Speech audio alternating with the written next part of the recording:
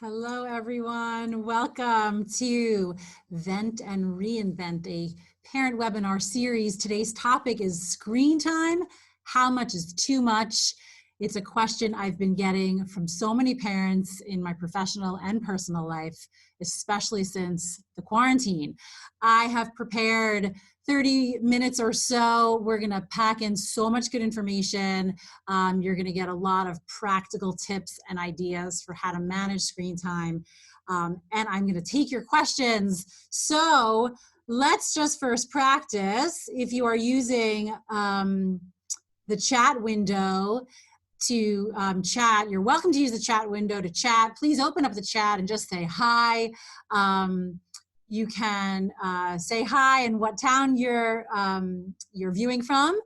And this way you can practice using the chat window. The chat window is great. You probably, if you want everyone to see it, you have to go to your pull down and say, everyone can see this, or if you just want me to see it, that's fine too. And I'll just say, hi, everyone.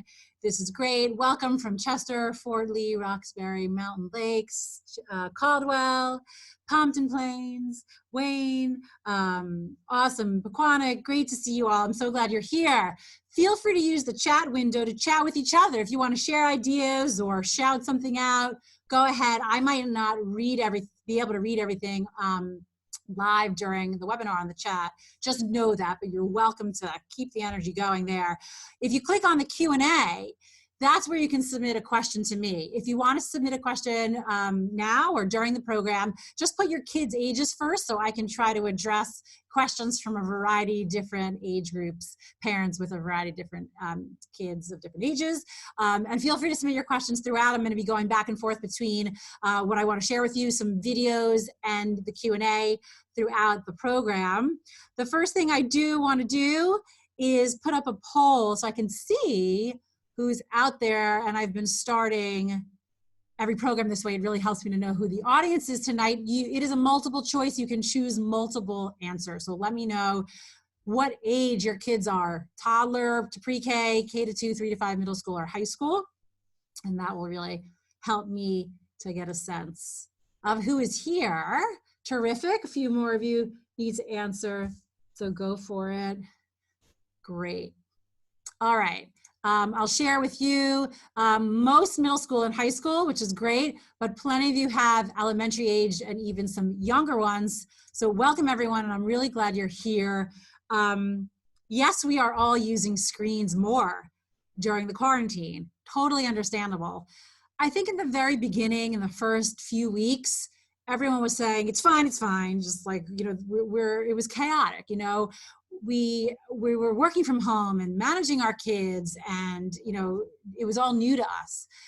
Some of us were using screens as babysitters, you know, like understandably, right?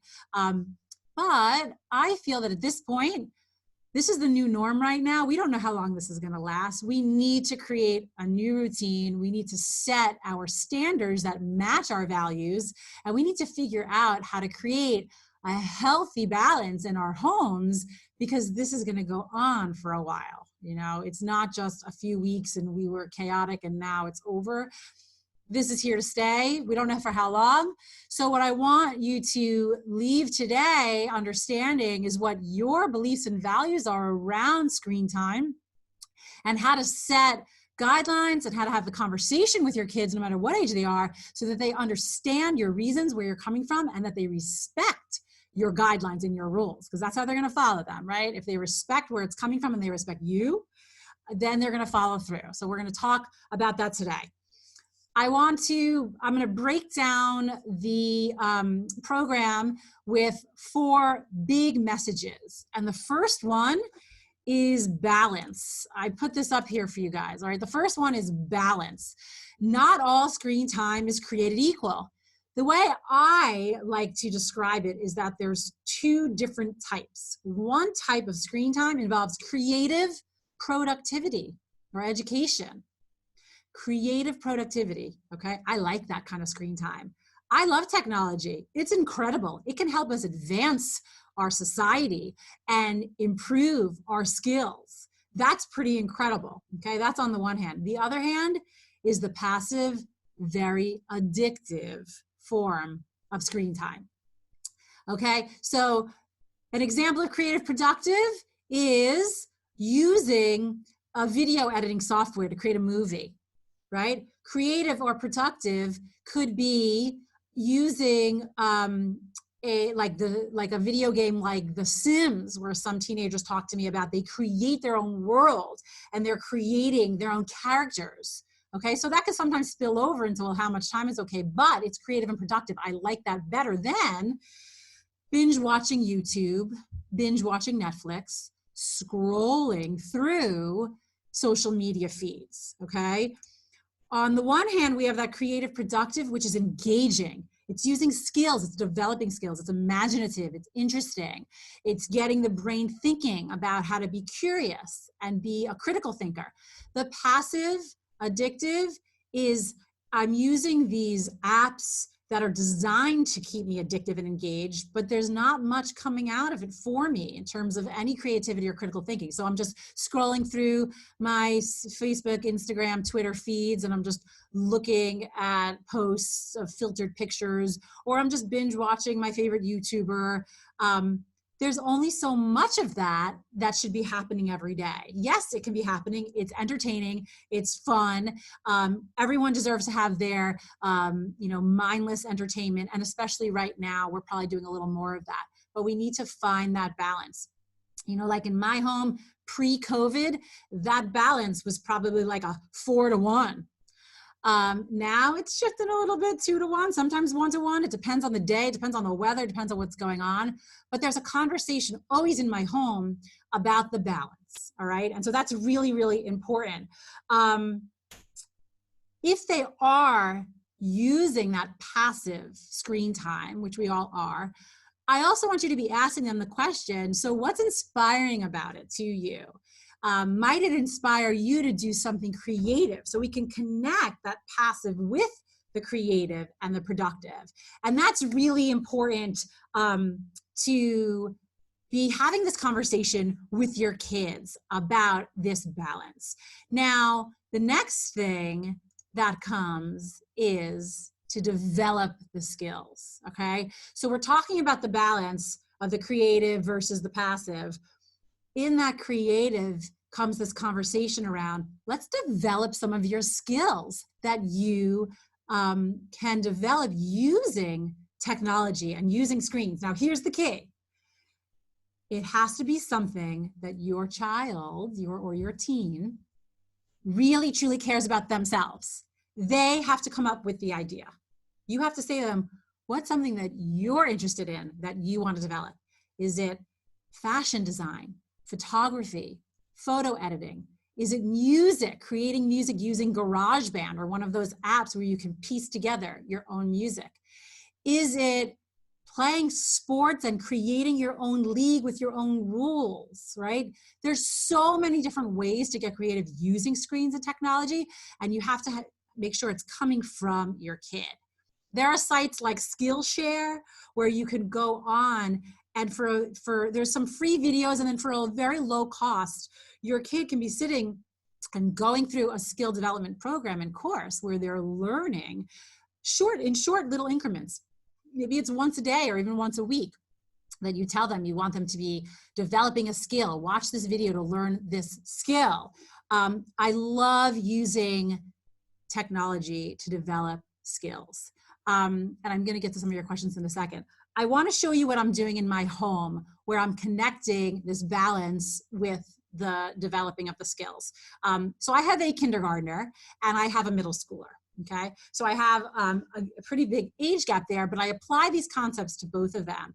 And what we decided to do really early on in the quarantine, when I saw, especially my middle schooler, where this was going to be hard to keep him engaged in creative screen time and not just get sucked into the passive addictive stuff, we created a system. He actually helped me do it, and I'll show you what it looks like. We created a system. I think it's over here. That's him. We'll see him in a minute. Here we go. We created a system like a behavior chart type of challenge, okay? And he named it the Upgrade XP Challenge. XP has something to do with leveling up in video games, I think. And we decided to make it, he had to earn 100 points, right? So he's going to get to 100 points at the end. Each row has 25. And each row, there's a milestone. And this whole thing is connected to him developing a skill. So he decided that he wanted to develop his video editing skills and his Photoshop editing skills. He's really interested in this. And so I agreed, and I got the subscription to Skillshare, where he's learning from the professionals who have uploaded these educational videos that take him through small steps one at a time. And every time he completes one of those videos and he does a project, he gets to fill in a square. Now, what I also did was I decided to connect this to behavior as well, to promote positive behavior in my home. So every time he does something with his little sister, like teaches her a skill that she wants to learn, they can both get a point.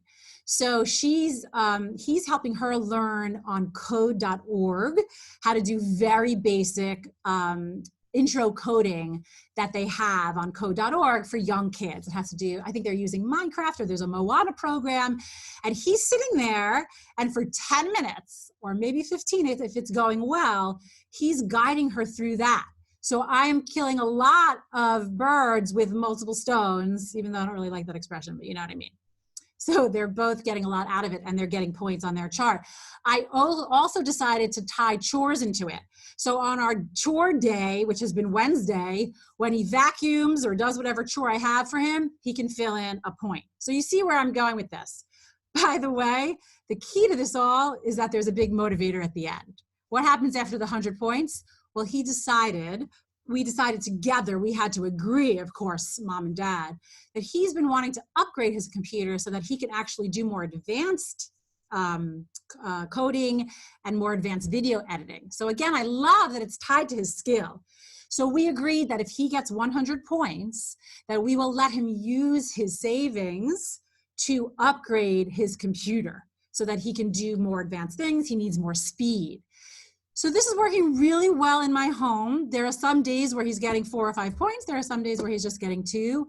But there is this natural motivator, and there's an organization, and there's this structure around these concepts that are important to me. Balancing the creative versus the passive.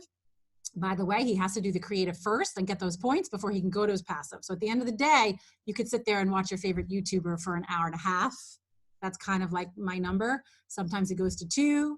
On the weekends, maybe it's a little more. And we're working on developing the skill, and we're working on these positive behaviors.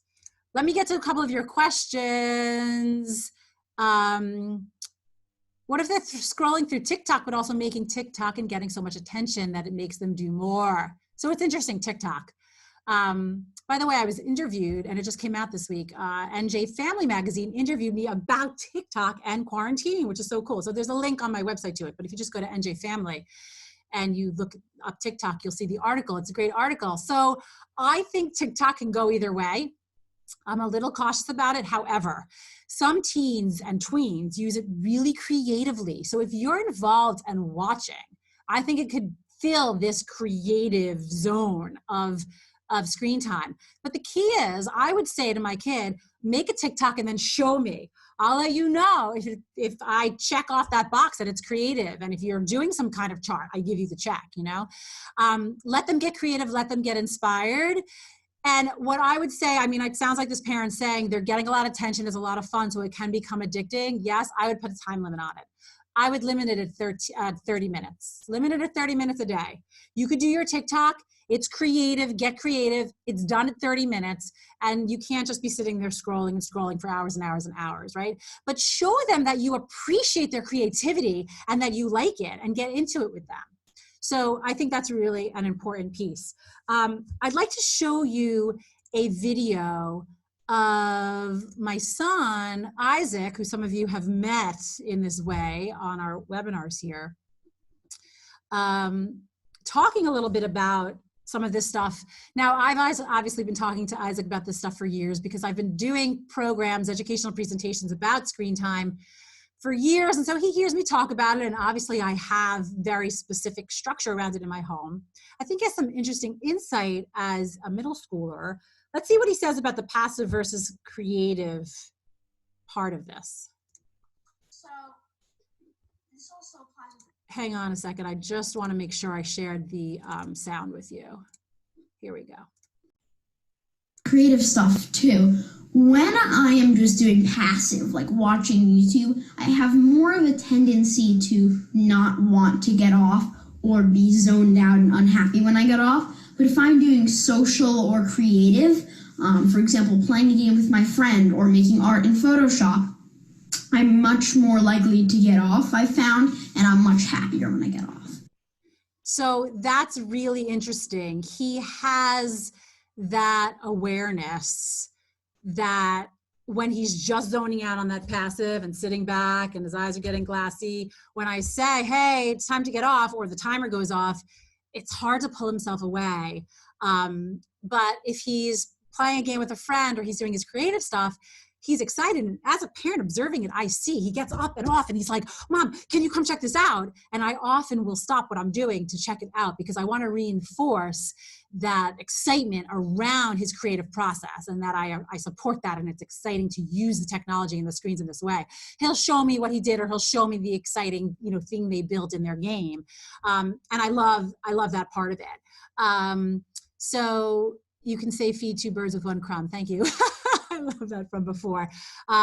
Yes, so reflective. He is reflective, and it has to do with me asking him a lot of questions, and you'll see the way he shares in this about some of the questions that I've been asking him. Let me jump ahead. Why does your brain not want to go back to the real world? I asked him, because what he shared with me was that it is challenging, to leave that addictive binge watching YouTube stuff and come back to the real world. And so let's see what he says about that. Then it feels very, very boring to me all of a sudden, because there's nothing being released in my brain. There's nothing going on anymore. It feels very boring. That is such good awareness, and it's so fascinating. And the reality is that the real world is not actually boring, but it's so different than the screen world and the virtual world that, and because it releases the dopamine and there's so much going on, it's exciting that it makes, in comparison, the real world feels dull at first. So I just wanted to share with you my response to him. I wanted to just also show you that it's so important to reinforce and be excited about what your kids are sharing with you, especially if you're asking them about their perspective on things. And also, give you some language to use with your kids. Like, yes, it makes sense that it's addictive and it's hard, but remember, it's not that the real world's boring. It's just that in comparison, it has a very different way of stimulating us. And we have to make sure we're spending time experiencing that way and getting sensitive to it.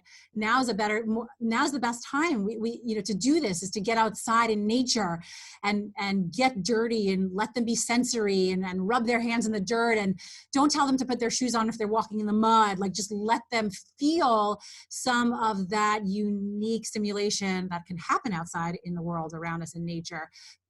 It has a different kind of stimulation. Let me just share with you what he does say about what does excite him about the real world. And I think he shares one really interesting insight that might help your kids to deal with that transition. What about the real world, though, would you say does excite you and it feels like, just you want to be a part of it? A lot of it is actually like getting out and going somewhere cool, or like having something fun to eat or something. A lot of that is like, it's non-existent now. Right. So it's becoming increasingly harder. But yeah. I've learned that if I just maybe have a book that I'm excited about, or go to eat snack, actually going to eat snack immediately after getting off the screen helps me a lot, because it gives me a little something to do and helps me transition. I love that. I didn't even realize that. Like, this is great. Encourage them to come over and have a snack, something to help them transition away from it. And I thought he had a great point that, you know, the world can be exciting, doing other things right now might not be as exciting. So we have to really get creative and try to find ways to do that. I'm very fortunate he does get lost in good books. If you could find a way for your kids to get interested in books right now, graphic novels can be a really good way to get your kids engaged in books of all ages. My kindergartner is into graphic novels right now.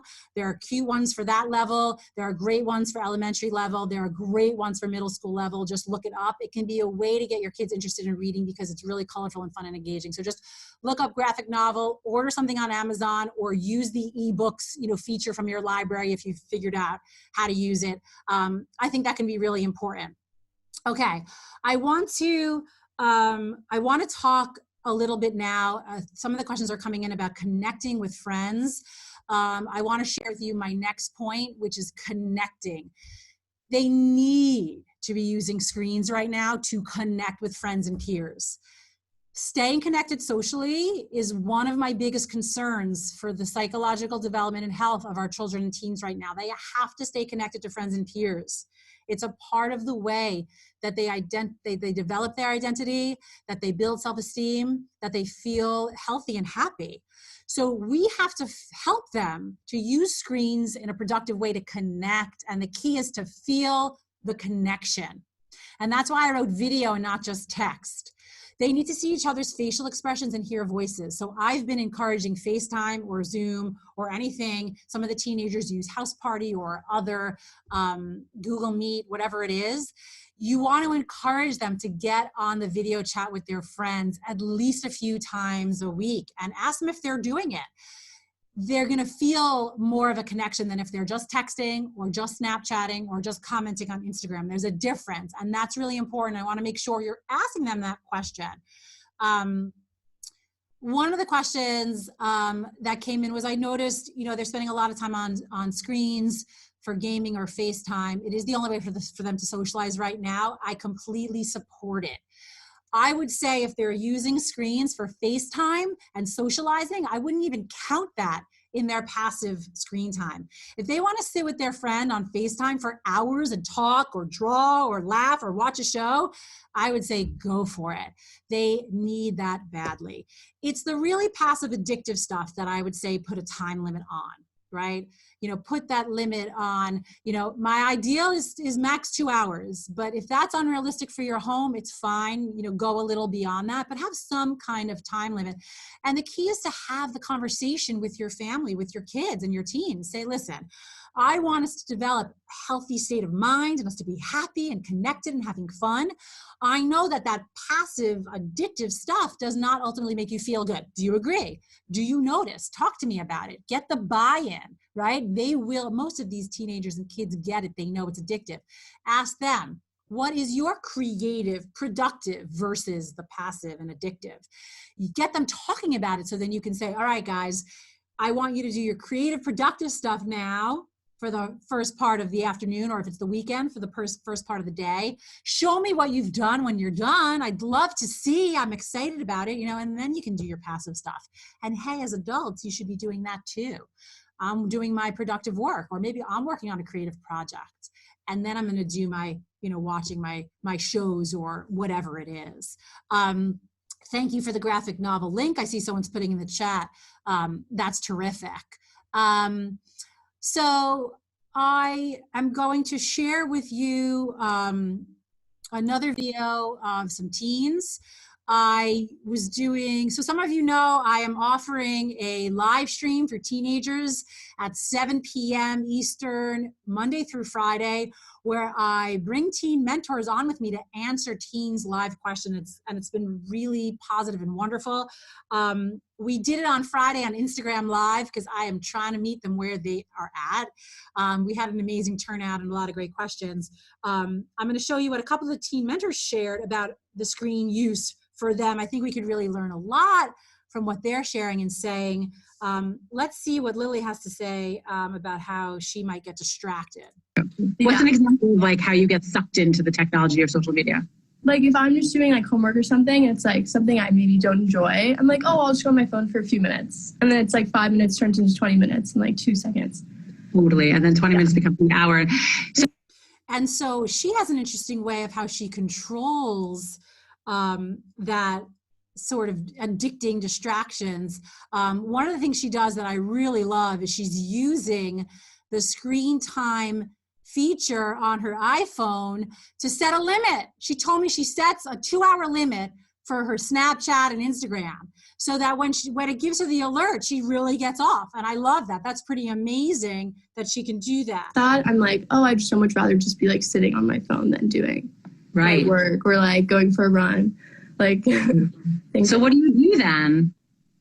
I use the app. I try to like just get it away as much as possible. Like sometimes when I do my homework, I'll put it in a different room, so I'm just not like tempted to just be like sitting on it. Right. I'm trying to like do other things like tie-dye or like kind of upcycle my clothes, which is like try to just like make them new in a way that I like wouldn't have thought about wearing them before. I love that. You call it upcycle, like instead of recycle? Yeah, and it's like people will take like shirts and they'll like cut them. Like I'll get like really oversized shirts and I'll make them so they're just like normal length or something. I love that. Upcycling your clothing. So if you have, girls or boys that are into fashion or clothing, it's great. Like go into your closet, get something you haven't worn, change it up, cut it, fringe it, tie it, dye it, whatever, right? So there's lots of different ways. And I love that, there are tons of teenagers that have this awareness. They know their phone's distracting. So she's using the screen time. There's an app called Flora, Flora. It grows plants. And if you leave your screen you're on, like your schoolwork, the plant dies. So it gives you this little motivation. And a lot of teenagers said they're using that stuff, which is really great. She says she'll just put it in the other room. I mean, I think it's really important to have that awareness.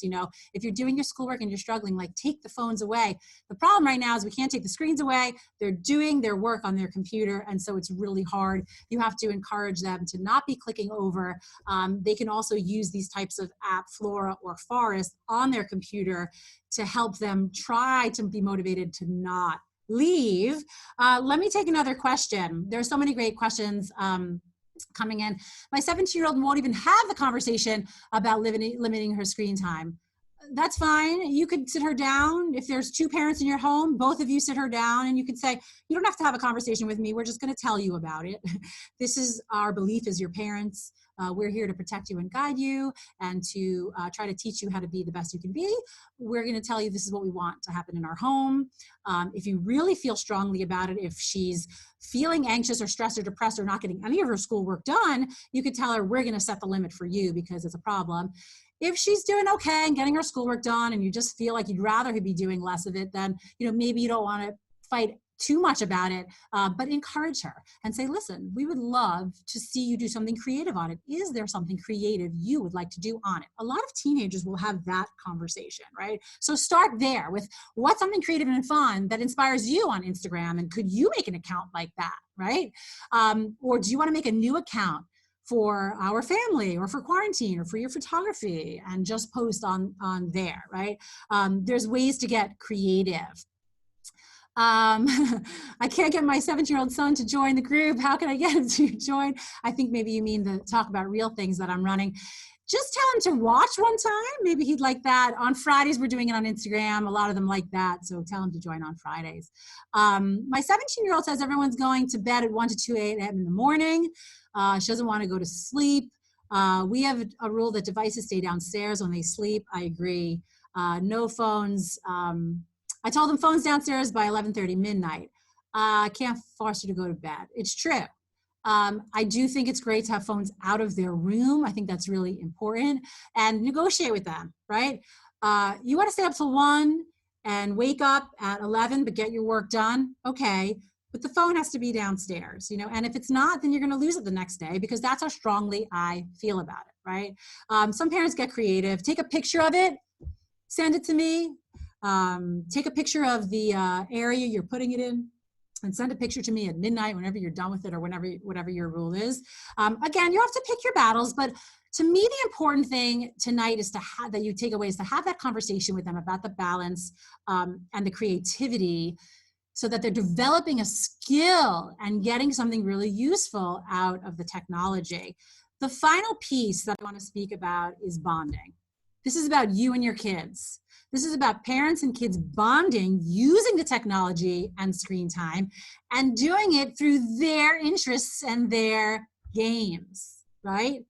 So you have a young elementary child, ask them what show they like. What are they watching?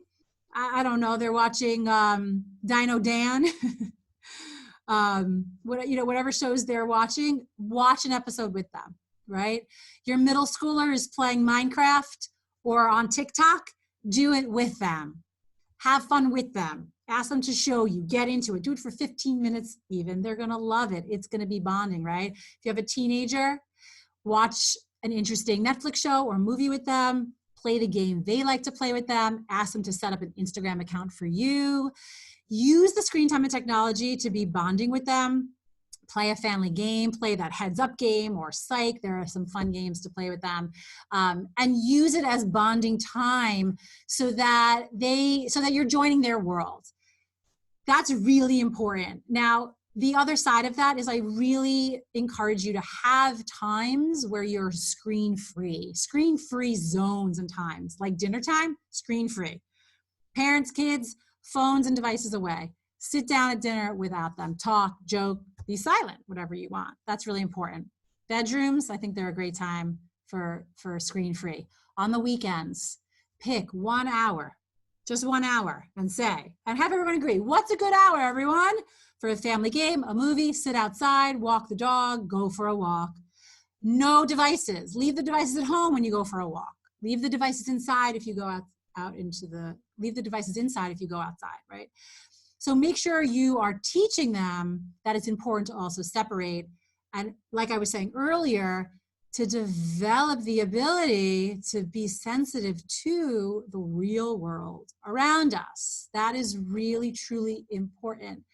You know, all the tech execs, they all send their kids to wilderness schools. I mean, everyone's home right now, but they limit their technology at home because they're the ones in the boardrooms trying to figure out how to make their apps and devices addicting, right?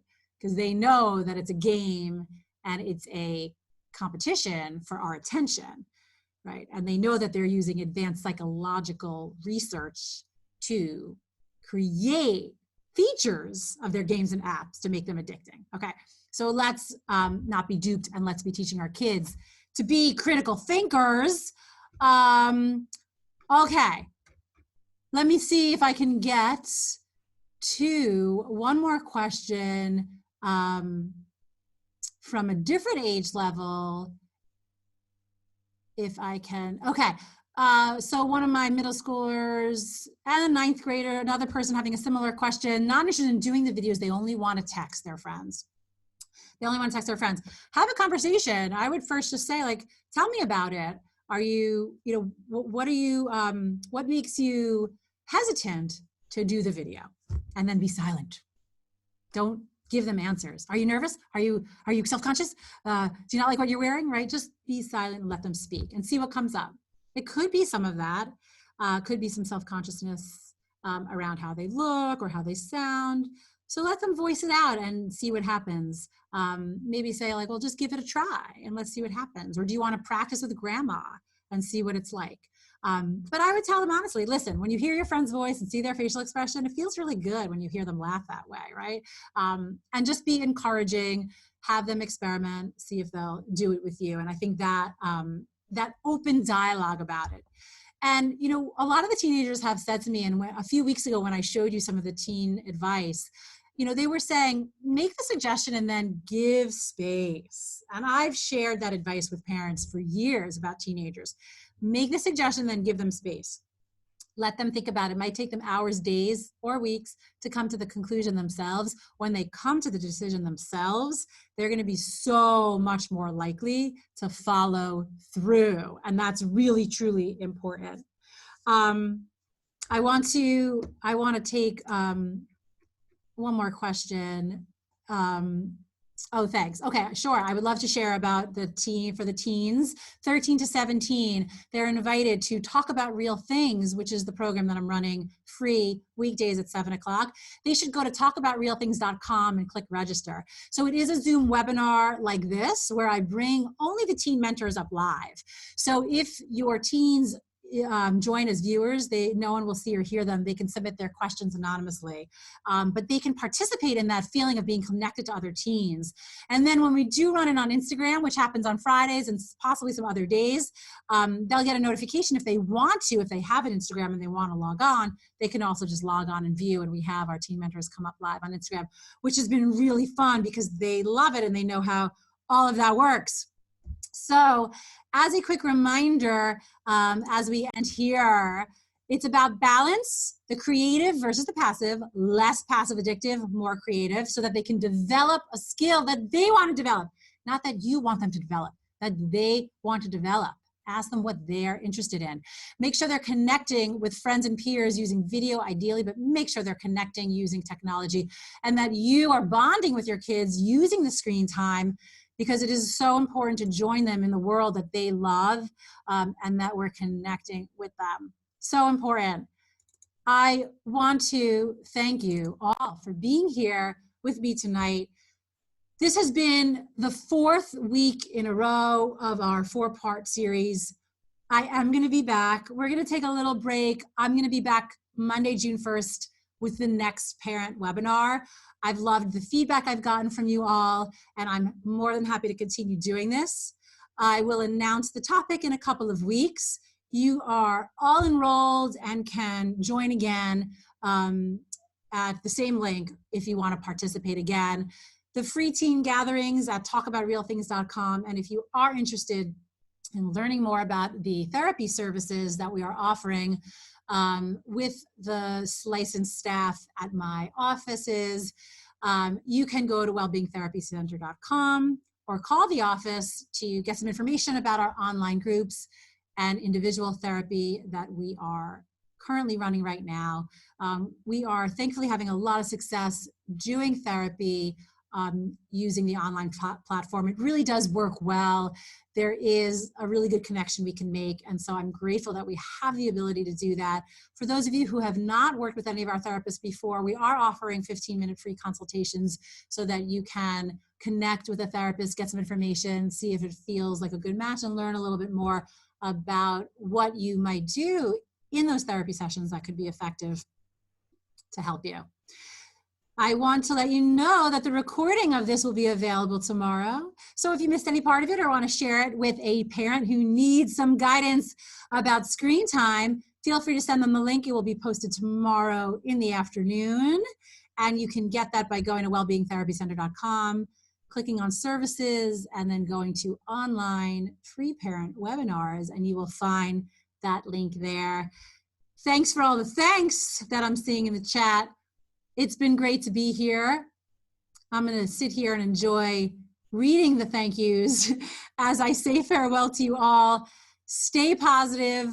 When you leave, please write down one thing that you're going to do in your home to create that healthy balance and to do something a little differently. I wish you all the health and all the best. Stay connected. Feel free to reach out, and I'll see you all soon. Farewell, everyone.